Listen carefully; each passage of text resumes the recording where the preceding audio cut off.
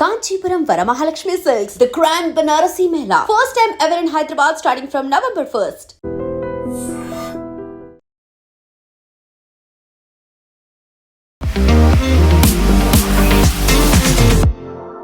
నేను భారతీయ ముస్లిం మహిళను, అది తలాక్ కాదు ఒక మజాక్ అనే మాటలతో నినాదంతో ఒక సినిమా వచ్చింది.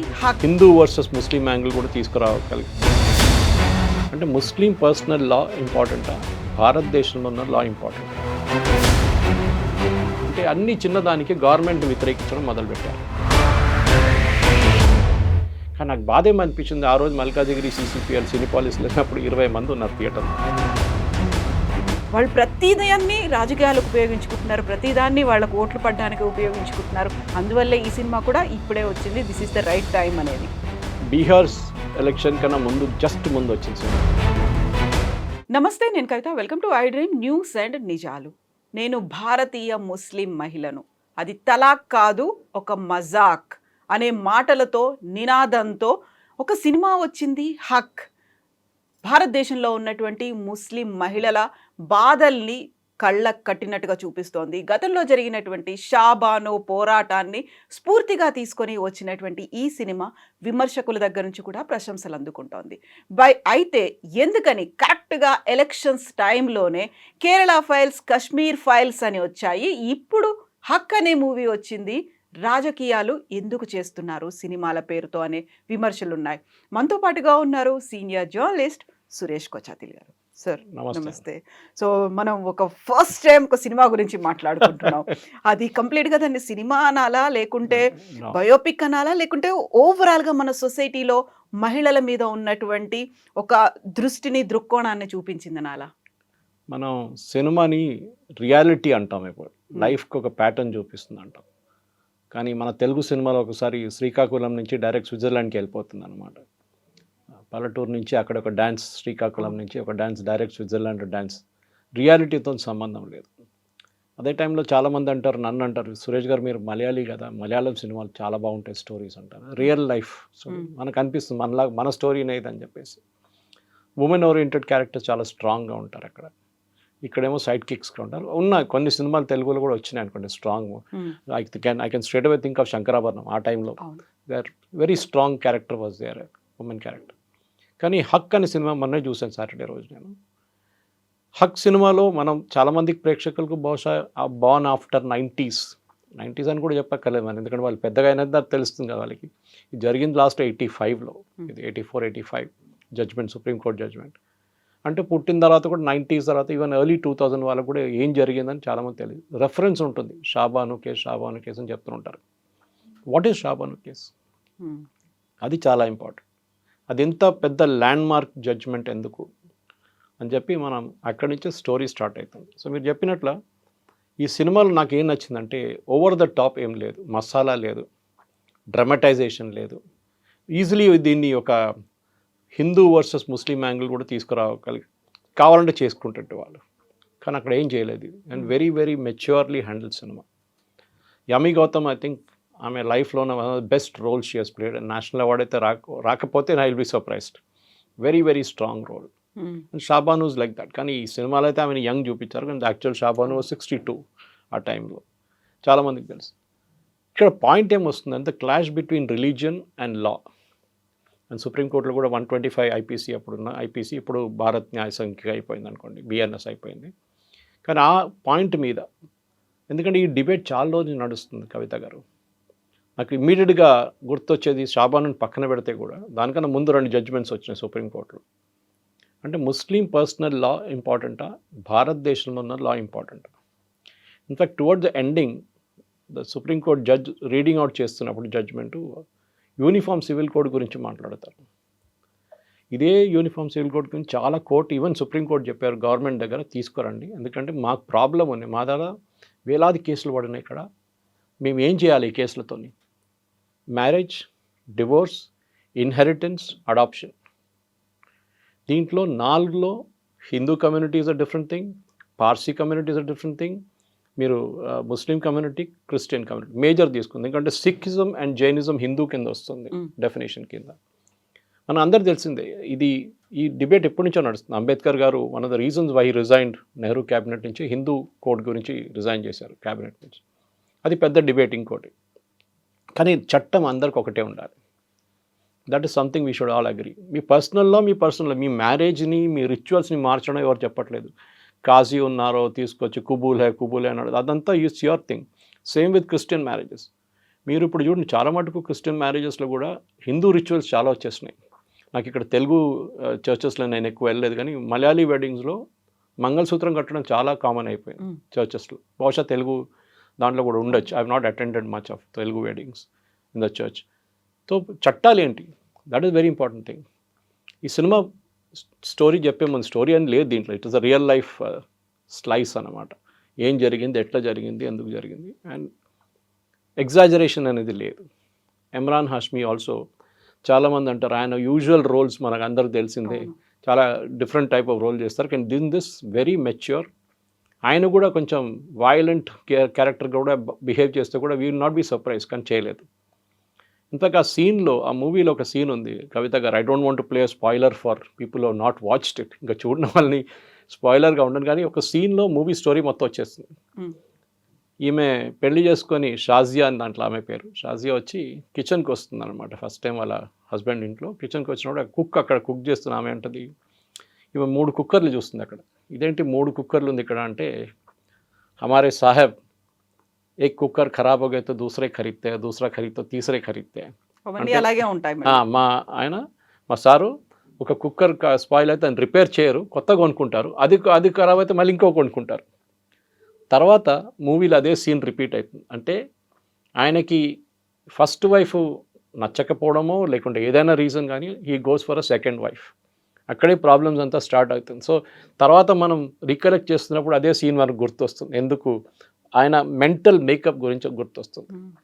And Emraan Hashmi acted mature. Is a lawyer, same as usual in the real లైఫ్లో కూడా వాళ్ళ మౌలానా I think he was also lawyer. Yami Gautam తర్వాత I think one of the strongest characters వాళ్ళ వెరీ వెరీ మెచ్యూర్ క్యారెక్టర్. అంటే ఒక మహిళ అంట వాళ్ళ పేరెంట్స్ ఎట్లా ఉండాలి అనేది I think that movie shows it. మన దగ్గర చాలామంది పేరెంట్స్ నేను చెప్తుంటాను, మీ అమ్మాయి మన సూసైడ్ గురించి వింటాం, అమ్మాయి సూసైడ్ చేసుకుంది వాళ్ళ ఇన్లాస్ ఇంట్లో అని. వీళ్ళు ఏడుస్తారు, అన్నీ చేస్తారు, అన్నీ చేసి కేసు వేస్తారు. మీ అమ్మాయి ఆ ఇంట్లో ప్రాబ్లంలు ఉన్నప్పుడు మీరు ఆమెను ఎందుకు అక్కడ ఉంచుకుంటారు? You should bring her back. As a parent me responsibility. పోనీ సొసైటీ ఏం చెప్తారో, తీసుకొస్తే మళ్ళీ మా ఇంట్లో పక్కన వాళ్ళు ఏమంటారో, పెళ్లి చేసుకుంది ఇక్కడ ఎందుకు ఉంటున్నారో అని అంటారు. కానీ జీవితం ఇంపార్టెంటా లేకుంటే మీ సొసైటీ ఏం చెప్తున్నా అది ఇంపార్టెంటా? అవమానాలు అనే ఒక ఫీల్ ఉంటుంది అక్కడ. అది ఇప్పుడు కూడా పేట్రియాకల్ అని మాట్లాడతారు చూడండి. పేట్రియాకల్ కాదు, in this movie the father is the strongest character ఇక్కడ. అది చాలా important. Even Muslim personal law board ముందు జరిగే ఒక ఆర్గ్యుమెంట్లో ఈమె ఖురాన్ గురించి చెప్తుంది. She is a authority on Quran that in the movie Yami Gautam is shown as. ఎంత బాగా ఆర్గ్యూ చేస్తుందంటే, ఒక లాయర్ ఆర్గ్యూ చేసే కానీ ఎక్స్పర్ట్గా ఆమె ఆర్గ్యూ చేస్తుంది ఖురాన్ గురించి. Even the supreme court when she argues personal argue చేస్తుంది. బికాజ్ రియల్ లైఫ్లో అట్లా జరగలేదు అనుకోండి, కానీ that is the cinematic Liberty ఒకటి. కానీ నాకు ఒకటి అనిపించింది ఏంటంటే, ఆ ఫాదర్స్ క్యారెక్టర్, అమ్మాయి వాళ్ళ ఇంటికి తిరిగి వచ్చినప్పుడు 3 పిల్లలతోని దే యాక్సెప్టెడ్ హర్ ఇమీడియట్లీ. ఉండండి అమ్మ, ఇక్కడ ఉండండి, ఏం కాదు.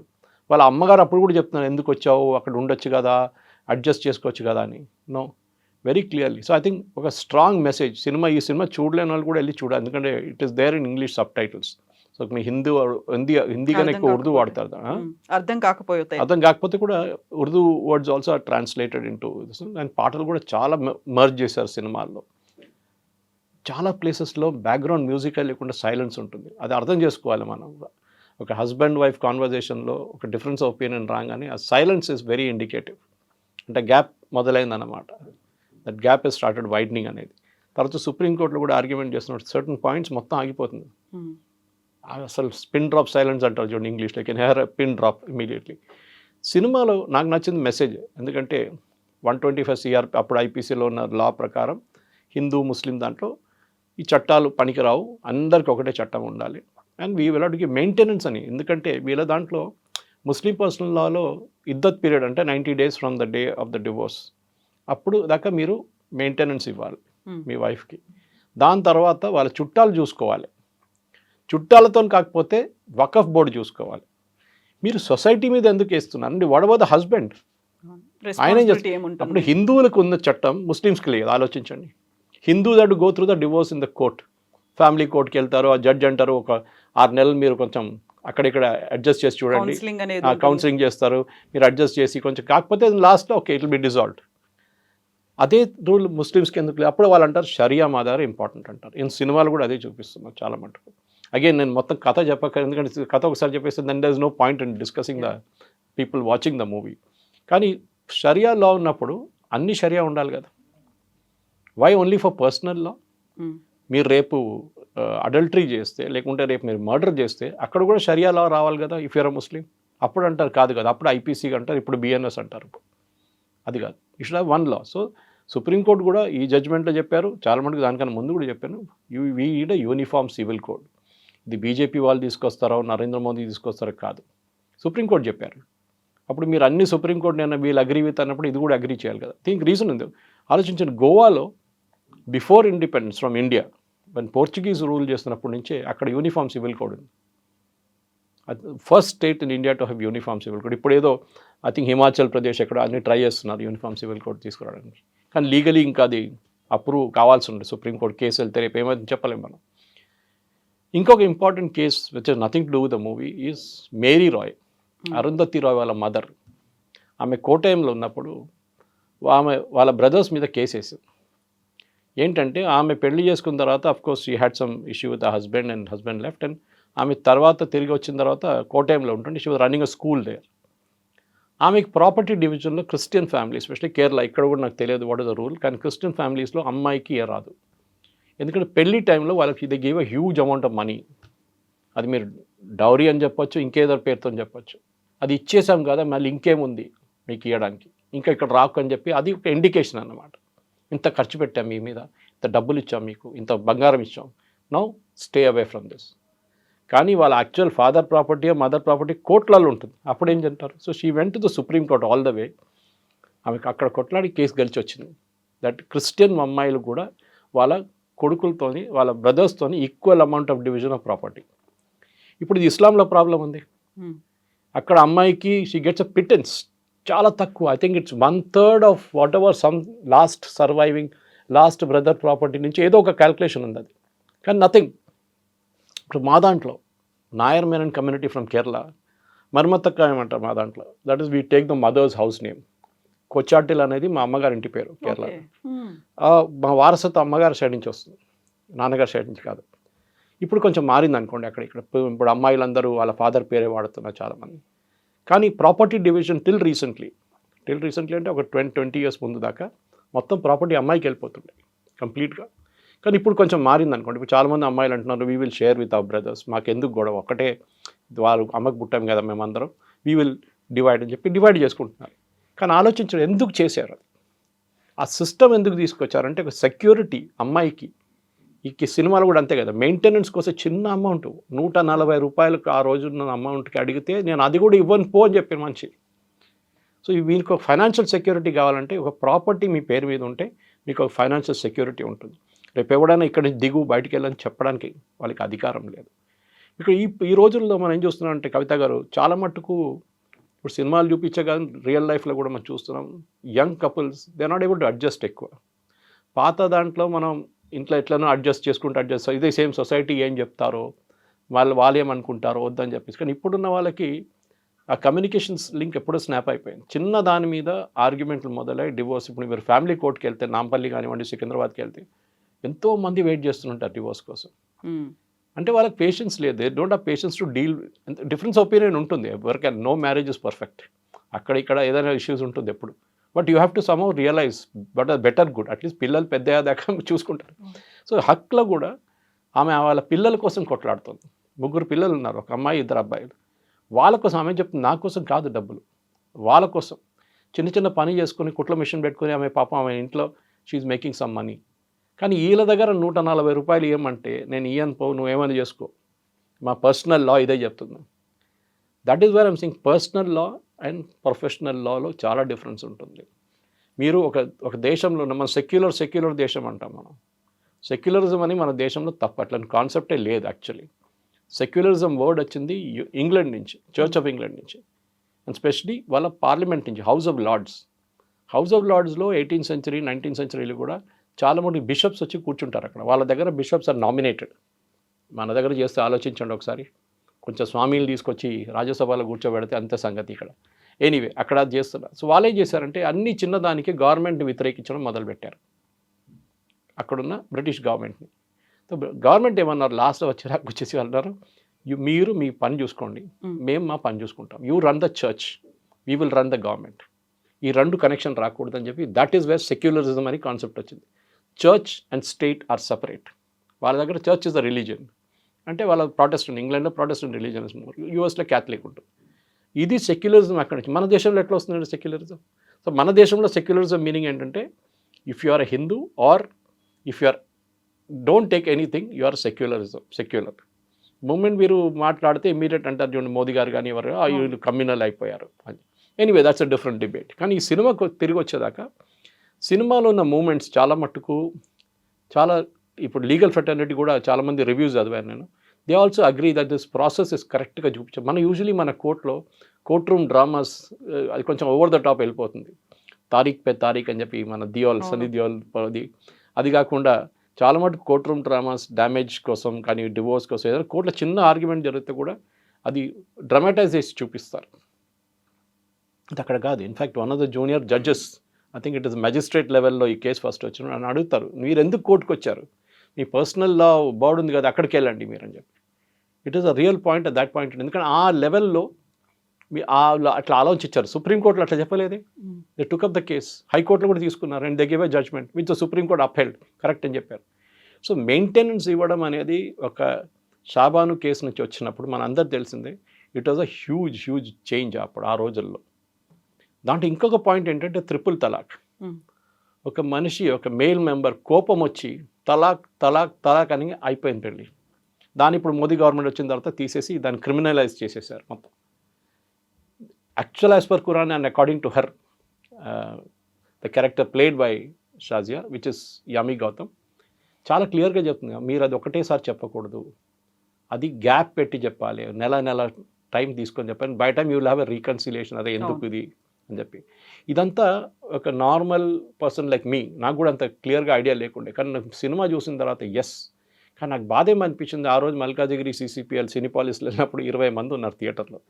ఓకే, ఇట్లాంటి మంచి సినిమాలకు కలెక్షన్ బాగానే ఉందంటున్నారు, కానీ మన దగ్గర కూడా అప్రిషియేట్ చేసే ఆడియన్స్ లేరు. మన దగ్గర హీరో వచ్చి 40 మందిని కొడితేనే సినిమా. అది కాకుండా సినిమా కాదు. అది ఒక 5 పాటలు లేకుండా సినిమా లేదు. అది కూడా డిస్కో లాంటి పాటలు, అది ఇది ఫ్లో షార్ట్ 400 మంది డ్యాన్స్ చేస్తున్న షార్ట్స్ ఉంటే అది సినిమా. రియల్ లైఫ్ సినిమా చూడడానికి చాలామంది అంటారు ఇక్కడే ఇంట్లోనే ఏడుచుకుంటాం, మళ్ళీ అక్కడ వెళ్ళి ఎందుకు ఏడవడం మళ్ళీ థియేటర్లో అని చెప్పేసి. అది కూడా బహుశా లైఫ్ లైక్ చూడకుండా చాలామంది నచ్చదేమో. But I said that difference in Kerala. చాలా మటుకు అక్కడ ఉన్న మూవీస్, ఒక టైంలో ఊర్వశి శారద, మన actress Sharada, she use to come and act there. ఆమె చెప్తుండే కూడా that the characters there are so powerful. And ఆమె కూడా నేషనల్ అవార్డు వచ్చిన సినిమాలో she was very powerful character in that movie.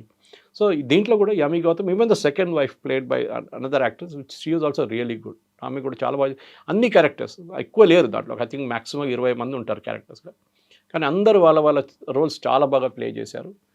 కొంతమంది రివ్యూస్కి ఏమనిపిస్తుందంటే కొంచెం ఇంకా అగ్రెసివ్గా ఉంటే బాగుంటుండే, ఇంకా ఈ కేసు కొంచెం ఎక్స్పాండ్ చేస్తే బాగుంటుంది. కానీ 2 గంటలు 15 నిమిషాల్లో సినిమా ఫినిష్ చేసేసారు. దానికి ఈజీగా మీరు 2.5 hours 2 hours 45 minutes కూడా డ్రాగ్ చేసుకోవచ్చు, కానీ డ్రాగింగ్ అయిపోతుండే అసలు. బట్ టు ద పాయింట్ ఏం జరిగింది, షాబాను కేసు ఏంటి, లాస్ట్లో రాసి చూపిస్తారు that this is what happened. Supreme court ruling వచ్చిన తర్వాత మన అందరికీ తెలుసు రాజీవ్ గాంధీ గారు ఏం చేశారని. ఉన్న ముస్లిం ఉలేమాలు వీళ్ళందరూ వచ్చి ప్రెషర్ పెట్టి ముస్లిం పార్టీ పెట్టినప్పుడు ఈ జడ్జ్మెంట్ని రివర్స్ చేసేసారు. ఆయన చేసిన అన్నిటికంటే పెద్ద తప్పు. ఈవెన్ టుడే కాంగ్రెస్ ఎక్కడి నుంచి కిందకి దిగిందంటే ఆ పాయింట్ నుంచి కాడింది. ఈ రోజు దాకా కాంగ్రెస్ రికవర్ కాలేదు. ఏ రోజు రాజీవ్ గాంధీ గారు చేశారో, ఆ తప్పు చేశారో, ది హిందూ స్టార్టెడ్ రియలైజింగ్ ఇది ఒక కమ్యూనిటీ కోసం, ఒక రిలీజియన్ కోసం ఈయన మొత్తం చట్టమే మార్చేస్తున్నాడు, సుప్రీంకోర్టునే ఇచ్చిన డిసిషన్ మార్చేస్తున్నాడు, మళ్ళీ మేమేం చేయాలని చెప్పేసి. ఆ రోజు నుంచి చూడండి, Congress has never got a majority of its own. ఎప్పుడు రాలేదు వాళ్ళకి మెజారిటీ 84 తర్వాత. That is the year which Indira Gandhi got kill. ఆ సింపతి వేవ్లో వచ్చిన దాని తర్వాత రాజీవ్ గాంధీ గారు చనిపోయినప్పుడు కొంచెం సింపతి వేవ్ వచ్చింది అనుకోండి, కానీ that didn't last for long.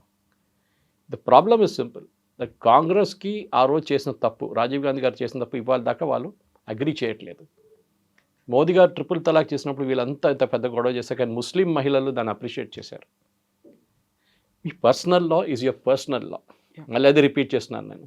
సిక్కిజంలో మీ గురుద్వారాలో పెళ్లి జరుగుతుంది, that is very very sacrosanct, దాంట్లో చేంజెస్ లేదు. Jain community same thing, Parsi same thing. వీళ్ళందరికీ సపరేట్ చట్టాలు, కానీ they all come under the uniform civil code. ఇప్పుడు పార్సీ చూడండి, పార్సీ దాంట్లో ఇఫ్ ఎ పార్సీ గర్ల్ ఒక బయట నుంచి ఇంకో రిలీజియన్ ఆయన పెళ్లి చేసుకుంటే షీఈ్ ఎక్స్కమ్యూనికేటెడ్ ఫ్రమ్ ద ఫెయిత్. ఆమెను రానియర్, మరి పార్సీలోకి కలుపుకోరు. అండ్ ఆమె ఫైర్ టెంపుల్, వాళ్ళ టెంపుల్ లోపల రానియరు. అగైన్ ఒక డిస్ప్యూట్. ఆ టైంలో ఇప్పుడు కూడా వాళ్ళ పాపులేషన్ చాలా తక్కువ. మీరు ఏం చేస్తారు? మీరు ఆ పాపులేషన్ తక్కువ ఉన్నప్పుడు you have to increase the population, అంటే you have to marry outside the faith. కానీ వాళ్ళ ఓన్ రిలీజన్, వాళ్ళ ఓన్ ఫెయిత్, ఎందుకంటే వాళ్ళు పార్సీ వాళ్ళందరూ వచ్చింది ఇరాన్ నుంచి వచ్చారు, మనకు అందరూ తెలిసింది, అక్కడి నుంచి వచ్చిన రిలీజన్ అది. కానీ మన దగ్గర కూడా చాలా మటుకు ఒక మిస్అండర్స్టాండింగ్ లోపల సినిమాలు చాలా బాగా చూపిస్తారు. That she is fighting for a cause, not for anything else. Cause కోసం ఫైట్ చేస్తున్నాను నేను, మా పిల్లల కోసం ఫైట్ చేస్తున్నాను. And that has come out very very strong in the cinema. చాలా బాగా చేశారు. నాకు నచ్చింది ఏంటంటే ఎన్నో ప్లేసెస్లో ఒక మసాలా కలపడానికి ఈజీగా ఛాన్స్ ఉండే, కొంచెం ఏడవడం ఎక్కువ, లేకుంటే సింపతి ఫ్యాక్టర్ తీసుకురావడంలో ఏం చేయలేదు. రియల్ లైఫ్ లాగా చూపించారు. బహుశా కొంతమందికి నచ్చకపోవచ్చు, ఎందుకంటే చాలా సీరియస్ సినిమా, ఏంటిది పాటలు ఎక్కువ లేవు, పాటలు అస్సలు లేవు, సాంగ్స్ ఆర్ ఇన్ బిట్వీన్ ఇట్లా తీసుకొస్తున్నారు, కానీ రన్నింగ్ అరౌండ్ ద ట్రీస్ ఏం లేదన్నమాట అక్కడ, అసలు ఏం పెట్టలేదు వాళ్ళు. బట్ ఓవరాల్ ఐ థింక్ ఒక స్లైస్ ఆఫ్ లైఫ్ అని చెప్తాం మనం. ఎందుకంటే పాత బాసు చాటర్జీ సినిమాలు, అప్పుడున్న సినిమాలు అంతా చూస్తే మనకు ఫ్యామిలీ డ్రామా అని చెప్తుంటాం మనం ఇప్పుడు.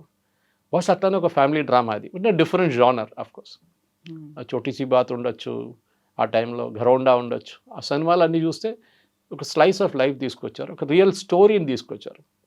బహుశా ఇట్లాంటి చాలా లీగల్ స్టోరీస్ ఉండొచ్చు మన దాంట్లో, కానీ షాబాను కేసు ఒక టర్నింగ్ పాయింట్ ఉండే ముస్లిం పర్సనల్ లాలో, ముస్లిం మహిళల కోసం, రైట్స్ కోసం. అండ్ దాట్ ఐ థింక్ చాలా బాగా రిఫ్లెక్ట్ చేశారు ఈ సినిమా. 1985లో అయిన ఇష్యూ, ఆ తర్వాత ముస్లిం పర్సనల్ లా బోర్డు షరియా గురించి చాలా మాట్లాడుకున్నారు. 2019లో అనుకుంటాను ట్రిపుల్ తలాక్ని బ్యాన్ చేశారు. But now we are in 2025. ఎందుకని ఇంత గ్యాప్ తీసుకొని, అది కూడా బ్యాకప్ ఏమైనా బీజేపీ లాంటి ఒక ఆర్గనైజేషన్ ఏమైనా చేస్తుందా అనేది? కేరళ ఫైల్స్ ఎలక్షన్స్ ముందు వచ్చింది అన్నారు, కశ్మీర్ ఫైల్స్ కూడా అలాగే వచ్చిందని. బీహార్ ఎలక్షన్స్ టైంలోనే హక్ అనేది రావడం కూడా, వాళ్ళు ప్రతిదాన్ని రాజకీయాలకు ఉపయోగించుకుంటున్నారు, ప్రతిదాన్ని వాళ్ళకు ఓట్లు పడ్డానికి ఉపయోగించుకుంటున్నారు. అందువల్లే ఈ సినిమా కూడా ఇప్పుడే వచ్చింది, this is the right time అనేది. బీహార్ ఎలక్షన్ కన్నా ముందు, జస్ట్ ముందు వచ్చిన సినిమా ఇది. సో బీహార్ ఎలక్షన్ని ఇన్ఫ్లుయెన్స్ చేయడం, ఇంపాక్ట్ చేయడం ఏం లేదు, ఎందుకంటే ఒకటే స్టేట్ అది. కానీ ఐ థింక్ ఓవరాల్ ఇప్పుడు మీరు నెక్స్ట్ ఎలక్షన్ 2029 ఎలక్షన్ ముందు తీసుకొచ్చారంట. అప్పుడు అంటారు ఎలక్షన్ ముందు ఎందుకు తీసుకొచ్చారంటారు ఆ టైంలో. లేదు, టైం లేదండి దేనికి. ఇప్పుడు కేరళ ఫైల్స్లో చూపించిన స్టోరీ ఐ వాజ్ ఇన్వాల్వ్డ్, ఒక పార్ట్ దాకా నేను ఇన్వాల్వ్డ్ ఉన్నాను దాంట్లో. కొన్ని దాంట్లో యాక్ట్ చేసిన క్యారెక్టర్స్ని రియల్ లైఫ్ క్యారెక్టర్స్తో డీల్ చేశాను నేను, ఇంటర్వ్యూలు కూడా చేశాను వాళ్ళతో, కేరళలోని అమ్మాయిలతో. ఆర్ష విద్యా సమాజం అని చెప్పి ట్రివాండ్రంలో 6,000 మంది అమ్మాయిల్ని తిరిగి హిందూ కమ్యూనిటీకి తీసుకొచ్చారు వాళ్ళు. వీళ్ళందరి లవ్ జిహాద్లో తీసుకెళ్ళి they have bought them back. So ఎవరైనా అంటే లేదు 3 అమ్మాయిలు వెళ్ళారు 30,000 వెళ్ళలేదంటే ఆర్ష విద్యా సమాజంకి వెళ్ళండి, ట్రివాండ్రంలో మనోజ్ అని చెప్పి అక్కడ chief, he is main man there, Acharya Manoj, ఆయన కలవండి. చాలామంది అమ్మాయిలు ఉన్నారు అక్కడ, వాళ్ళని కలవండి. They are full time volunteers. ఈ అమ్మాయిలు తీసుకొస్తున్న వాళ్ళని కౌన్సిల్ చేయడం, రిటర్న్ తీసు. సో స్లైస్ ఆఫ్ లైఫ్ ఉండే అది కూడా. కశ్మీర్ ఫైల్స్ ఎక్కడ తప్పండి, పండితులతో జరగలేదా? అది జరిగిందే కదా. దాంట్లో చూపించిన సీన్, ఎయిర్ ఫోర్స్ ఆఫీసర్ ముగ్గురిని చంపుతున్నది టెర్రరిస్ట్ యసీన్ మలిక్ చూపిస్తే అప్పుడు చూపించలేదండి, అది కూడా చూపించారు ఆ టైంలో. అంత జరిగిందే. కానీ ప్రాబ్లం ఎక్కడంటే మనకి పొలిటికల్ ఇన్కన్వీనియన్స్ ఉంటుంది. అది చూపించగానే ఎందుకు అయిపోయింది కదా మొత్తం, మళ్ళీ క్యో దీంట్లో అంటారు, ఒక డైలాగ్ కూడా ఉంది, క్యో ముర్దోంకో ఫిర్ నికల్ రే బార్, అంటే చనిపోయిన వాళ్ళని మళ్ళీ మీరు ఎందుకు బయట తీస్తున్నారు, గడే ముర్దో క్యో బాహర్ నికల్ రే అని. సో లెట్ స్లీపింగ్ డాగ్స్ లై అంటారు, కానీ షిండ్లర్స్ లిస్ట్ చూసుంటారు మీరు, your seen classic movie, real life story. మళ్ళీ దాంట్లో కూడా చెప్పొచ్చు కదా, ఎందుకండి ఎప్పుడూ అయిపోయిన నాట్సీది, ఎప్పుడూ అయిపోయిన జ్యూస్తో మళ్ళీ ఎందుకు తీసుకొచ్చారు ఇదంతా. సో సినిమాలు అనేది they are a part of life. మన ప్రాబ్లం ఏంటంటే మనం దాన్ని ఎంటర్టైన్మెంట్గా చూసుకుంటాం. షిండ్లర్స్ లిస్ట్ వచ్చినప్పుడు అందరు చప్పట్లు కొట్టారు, ఆస్కర్ ఇచ్చారు, Steven Spielberg became N instant celebrity. Not that he was not, దానికన్నా ముందు కూడా ఆయన సెలబ్రిటీ. జరిగిన రియల్ లైఫ్ ఇన్సిడెంట్ అది. ఇంకా చాలా ఉన్నాయి మన దాంట్లో. ఇప్పుడు సాంబాజీ సినిమా వచ్చింది, వచ్చేప్పుడు చాలామంది అన్నారు ఇది నిజమా? Yes, it's a real life story. అప్పుడు దాకా శివాజీ తెలుసు కానీ సాంబాజీ ఎవరని తెలియదు. సో మన పిల్లలకు కూడా it's like A history lesson. అది ఇది for the mature audience this is a history lesson. ఏం జరిగింది అప్పుడు, ఇప్పుడున్న యంగ్స్టర్స్కి, ఇప్పుడున్న 25, 30, 40 ఉన్న వాళ్ళు కూడా 1985లో ఏం జరిగింది అప్పుడు, ఎట్లాంటి ఒక lady with absolute no support from society, వాళ్ళ సొసైటీ నుంచి ఆమెను బయటకు తీసేశారు వాళ్ళు రిలీజన్ కోసం. రిలీజన్ మీరు మా రిలీజన్ని తీసుకెళ్ళి మీరు కోర్టు దాకా తీసుకొస్తారని డైలాగ్ కూడా ఉంది ఆ సినిమాలో. ఎందుకు తీసుకొచ్చావు మన రిలీజన్, ఎందుకు తీసుకెళ్ళావు కోర్టు దాకా? అప్నా షరియాకు క్యో లేకే కోర్టు తక్. That is the fight. దాన్ని మనం అప్రిషియేట్. అది రిలీజన్ అని సంబంధం లేదు, ఎనీవేర్. నేను చెప్తున్నాను ఇప్పుడు కూడా చాలామంది నాకు అప్పుడే బాధ అనిపిస్తుంది, హెరాస్మెంట్ చేస్తున్న చాలామంది అమ్మాయిలు పాపం వాళ్ళు they are suffering in silence. Please do, ఈ సినిమా ఒక మోటివేషన్గా తీసుకోండి. మీకు ఒక సపోర్ట్ సిస్టమ్ ఉంటుంది, మీకు అడ్వకేట్లకి డబ్బులు ఇవ్వడం అదంతా సెకండరీ. ఫ్రీగా ప్రోబోనో పనిచేసేటోళ్ళు చాలామంది ఉన్నారు, సొసైటీలో ఉన్నారు చాలామంది, కౌన్సిలింగ్ చేసే మీలాంటి వాళ్ళు ఉన్నారు. You can go and motivate people and say no, you should stand up and fight. And Shah Bano case was one such case. ఒక ముస్లామే పాపం ఏం లేకుండా 140 రూపాయలు మెయింటెనెన్స్ ఇయరా నెలకని చెప్పి, and that other guy is a lawyer, very rich lawyer. నేను ఇవ్వను పో, మా రిలీజన్ పర్మిట్ చేయట్లేదంటే ఎంటైర్ కేసుని తీసుకొచ్చి సుప్రీంకోర్టు దాకా వెళ్ళిన దాన్ని మెచ్చుకోవాలి. And that is a slice of history మనకు చూపిస్తుంది. Yes sir, thank you so much. Thank you very much. Thank you.